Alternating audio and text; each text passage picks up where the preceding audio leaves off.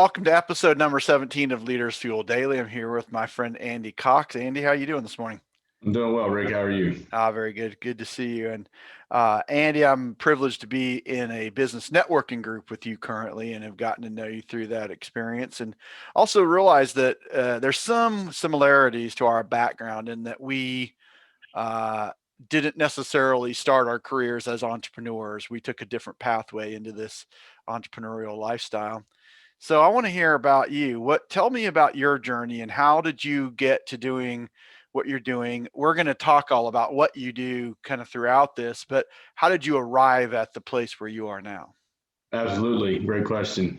Started out going to college like a lot of people and majoring in something that I don't use today, which I think half the world could probably say, probably more than half the world could say. Yes. So growing up, my grandfather owned his own construction business and he put in commercial water and sewer lines. So I was engaged in that at an early age and just was there, but I didn't know what path I wanted to take at the time. So obviously went to college, moved away for a while, became a teacher and a coach. I have a passion for helping people, have a passion for working with people. And, each in education, I learned every person has a different learning style. So you have to cater your teaching to that style. So I moved back home, met my now wife, who is a residential real estate agent, and we were talking, and she said, I think you'd be great in real estate. Why don't you go get your license? So I did. And after a few months, she decided that I would probably be better in commercial, just based on my personality. So that's kind of the route I took. It kind of helped me with my background with my grandfather. And that's kind of how it all began in a slow process. But I enjoy the commercial real estate aspect of it. I enjoy the helping of people. It has a lot, like teaching. It's there to help people that every deal is different per se. Yeah, absolutely. So up until now, what would you say would be the most common transactions that you've been involved in, the most common real estate deals so far in your career?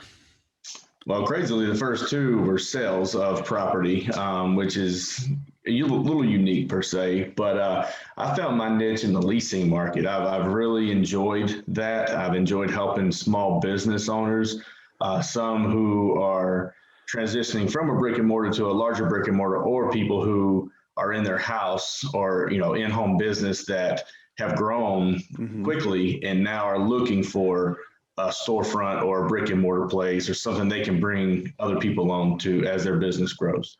Yeah, absolutely. And, we know that the world's kind of gone into home base and all this Zoom stuff, which we're doing, of course, right now. But there are plenty of people that are ready to make that leap with their business, or from maybe being a home-based business or some kind of independent thing that begins to grow, or they need to move from one place to another, upgrading locations or changing locations.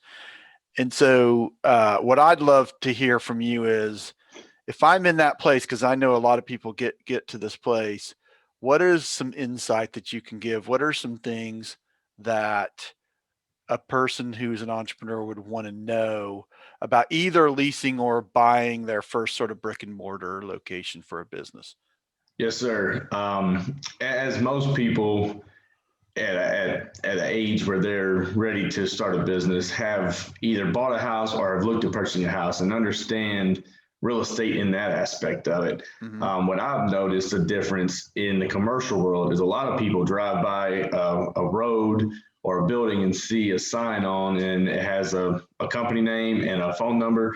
They pick up the phone, call that number, and start working through that agent for a deal. Well, they're not protected on their end from that agent. There are some fiduciary duties that we have to give as an agent, but as a whole, that agent works for the landlord and he doesn't necessarily have your best interest in mind. He has the landlord's best interest in mind. So whether you're going to purchase a piece of property or you're going to lease a piece of property, my advice would be find someone that you feel comfortable working with and have somebody on the professional level work for you on your side to help you negotiate through the process of buying or leasing space.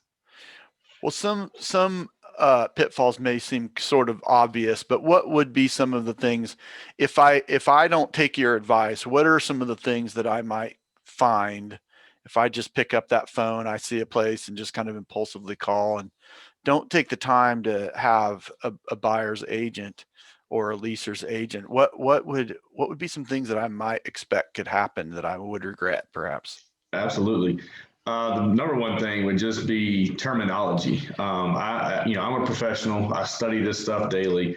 I wouldn't come to your business and I could probably give you a very minuscule ground level scope of what almost any business in the world does, but I couldn't get in depth and truly ask the questions to give me the correct answers that I truly needed. You may give me an answer that suffices, but it is not protective of me. I don't know about the product like you would.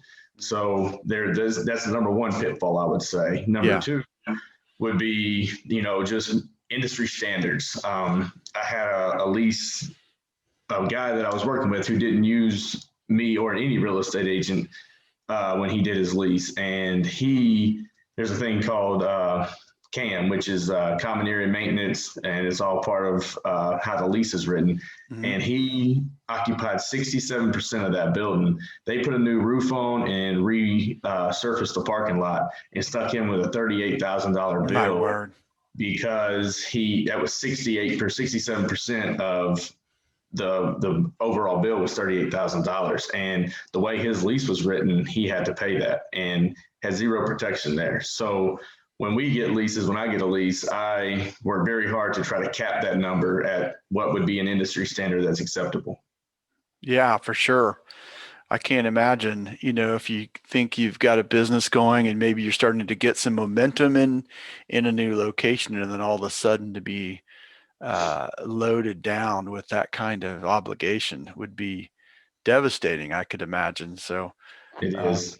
so what are some other thoughts that I might want to consider if I was, uh, you know, thinking about going into a brick and mortar location? So every lease is written, every marketing, advertising stuff is written with an ask price, and there's a lot of ways to negotiate that out. Obviously, the landlord needs to make his money to pay his expenses, pay his mortgage, pay his taxes, and all that.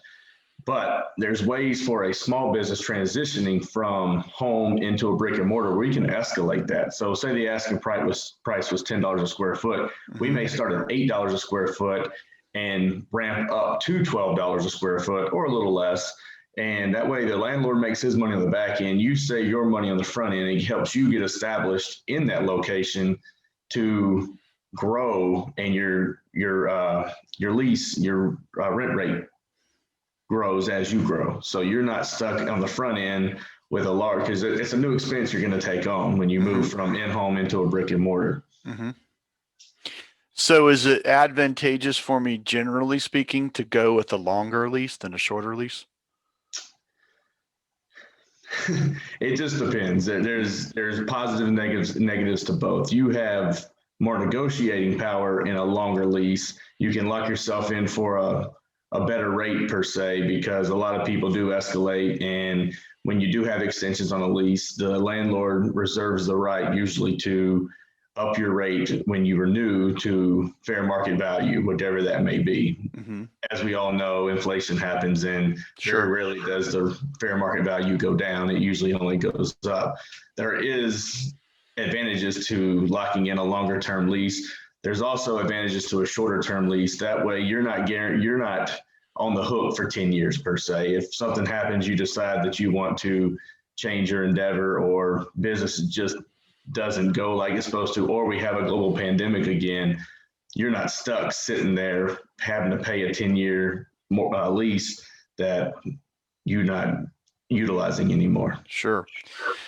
Okay, so if I am in a first time situation and I have heeded your advice, I saw the location, I was like, ooh, I think I might want that. And I call up Andy or any commercial realtor.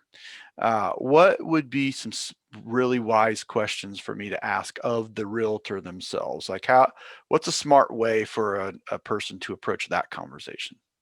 Good question. First of all, would be, is this your niche? Where do you normally work? Is that your area of expertise, et cetera? Hmm. I work with two other agents, and I'm training one in the lease market, and I'm learning more from the buy sell of property on the other side from a guy that's been in the business for 30 years. So Hmm. I'm learning every day, no matter whether it's buy, sell, or leases, I learn every day. But good questions to ask would be, um, what's the going rates right now? What do you see? Where's the market trending?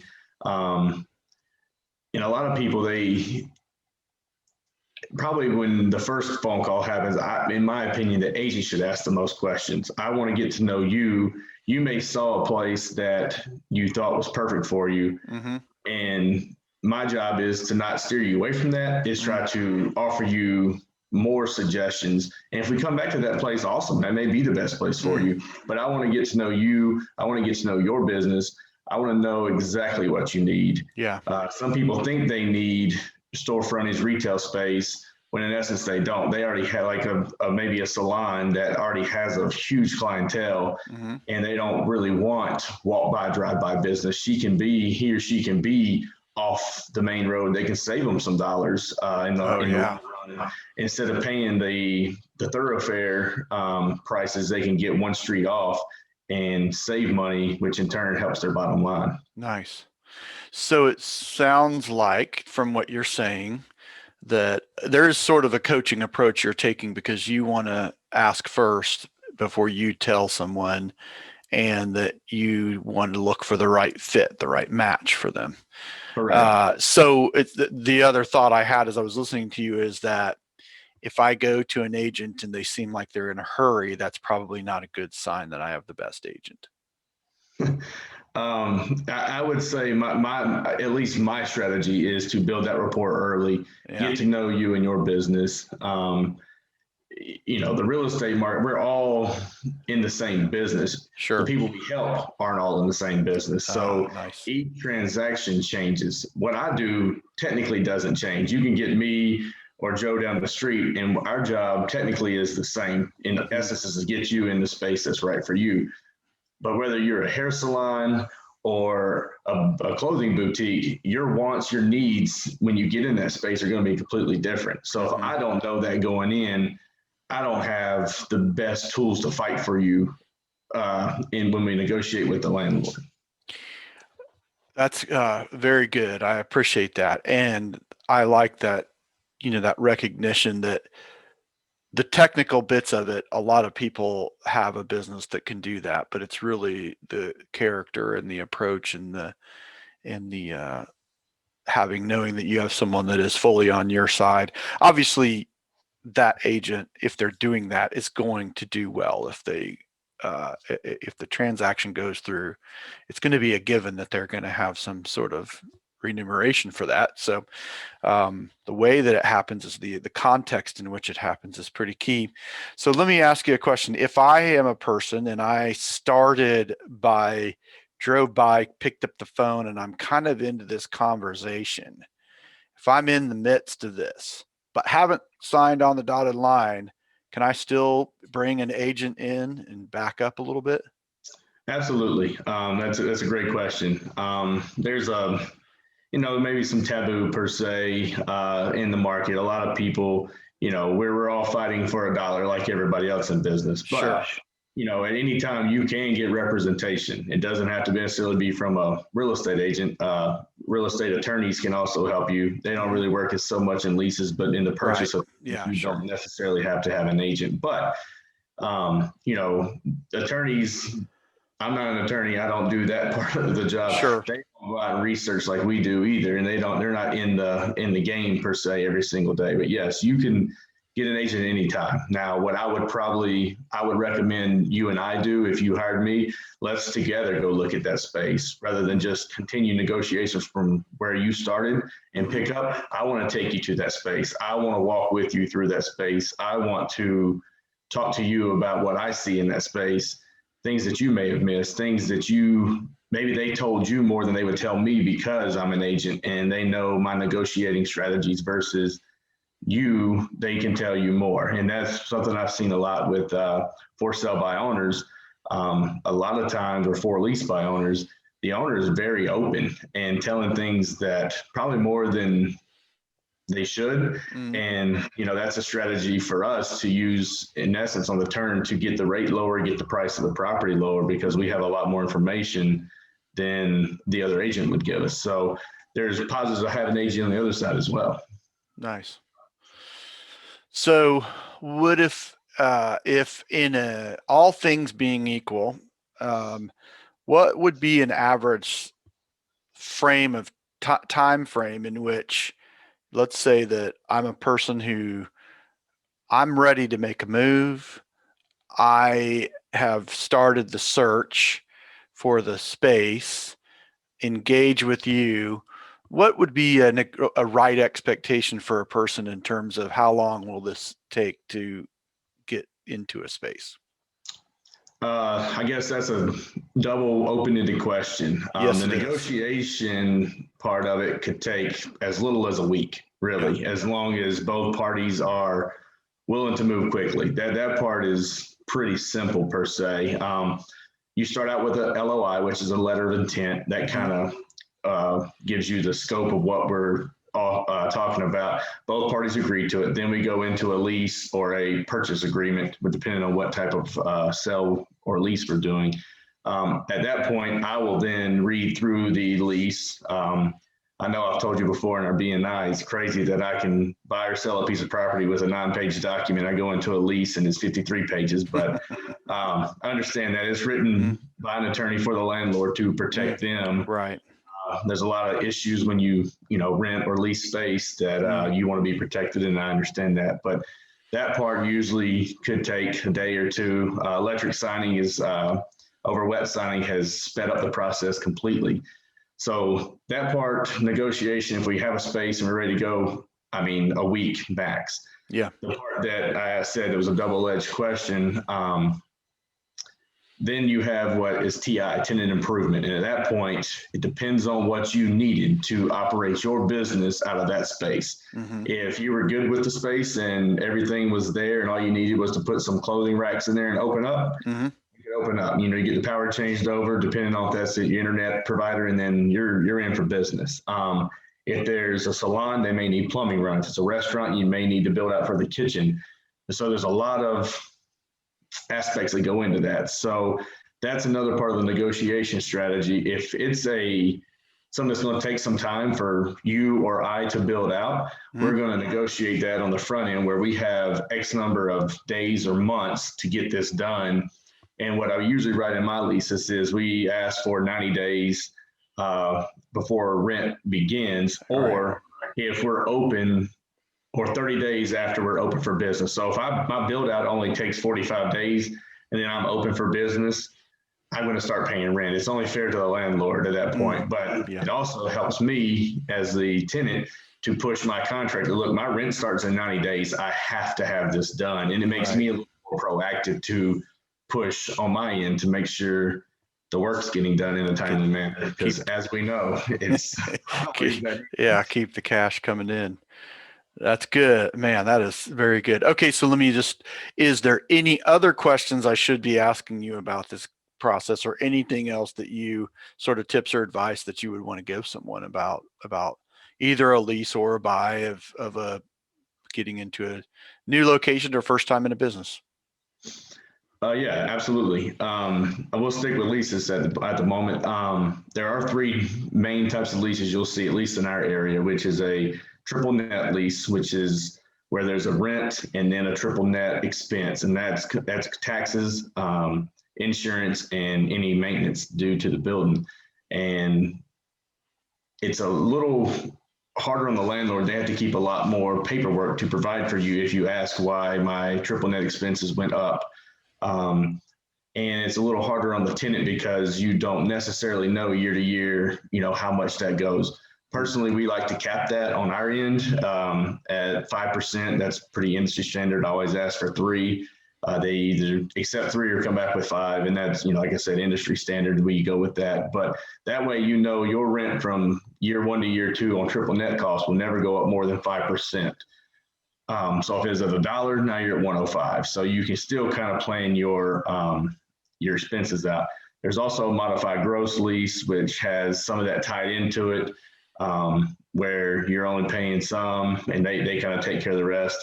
And there's a full service lease where all your utilities, everything's included. Usually everything except telecommunications, which is your internet and phones, is included. So there's 3 types of leases. And again, I try to steer or drive people to what's best for the tenant in that case. We can't always do that. Sometimes the space is more important than the cost, and sometimes the cost is more important than the space. So it's just education. I want my people to feel comfortable making a decision based on having all the information in front of them. Nice. Very good. Well, that is outstanding. And man, I sure appreciate that. And this is one that I think people are going to want to go back and listen to again. And of course, it's going to be out there and people can always refer to it. But what they need to know is exactly about you and your business. And what do we need to know specifically about you and your business? We're certainly going to put your bio in any way to get a hold of you. But what do we not yet know about you that we need to know? Well, I work for Remax Commercial here in Greenville, South Carolina. I want to put this out to everyone. You reach out to me, whether you live in Greenville or anywhere else, if you have a question. Let me help you try to find the right agent for you. Let me help you because, like I said, Rick, every situation is different. So I can't, they can take that information, is great, but I can, if I can talk to someone, I can steer them in the right direction.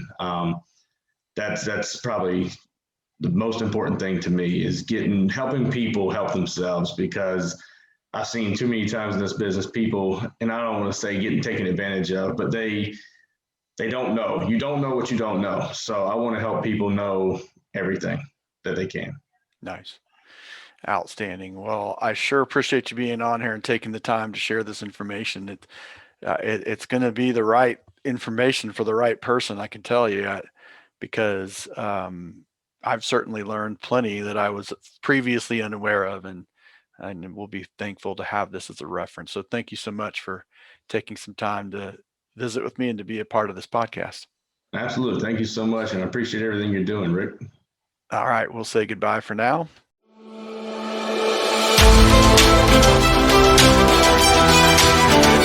Thank you.